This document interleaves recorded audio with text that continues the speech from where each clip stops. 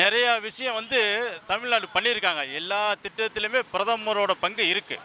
நீங்க பாத்ரூமு இப்ப கழிப்பறை வந்து எல்லாத்துக்குமே கழிப்பறை தான். ஒரு வீடு கட்டுறோன்னா எல்லாமே அவர் தான் செய்றாரு. இப்போ நீங்க ஒரு வீடு கட்டுறீங்கனாக்கா, அதில ஒரு 2,25,00,000 வரைக்கும் அவங்க குடுக்குறாங்க. அப்ப அதில அவர் பங்கு இருக்கு. அந்த தண்ணி போடுறாங்கள்ல, அதுலயும் அவர் பங்கு இருக்கு. இப்ப நீங்க ரேஷன் வாங்குற பொருள்லயுமே 35 கிலோ ரேஷன் போடுறாங்கன்னா, 25 கிலோ சென்ட்ரல் கவர்மெண்ட், 10 கிலோ தான் இந்த கவர்மெண்ட் போடுறாங்க.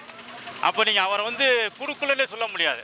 இப்ப போன பீரியடுக்கு வந்து வெள்ளம் வந்துச்சு சென்னையில. அதுக்கு வந்து அவங்க கேட்ட நிதி ஓரளவுக்கு குடுத்துருக்குறாங்க. குடுக்கலன்னே சொல்ல முடியாது. அது எல்லாமே வாங்குறாங்க. ஆனா இந்த வட்டம் நீங்க இந்த தமிழ்நாட்டுக்கு எதுவும் பண்ணல, உச்சரிக்கலங்கிறது உங்களுடைய கேள்வியா இருக்கு. அது வந்து உண்மையிலே வருத்தத்தக்கமா தான் இருக்குமே ஒழிய, அவர் செய்யலன்னு சொல்ல முடியாது.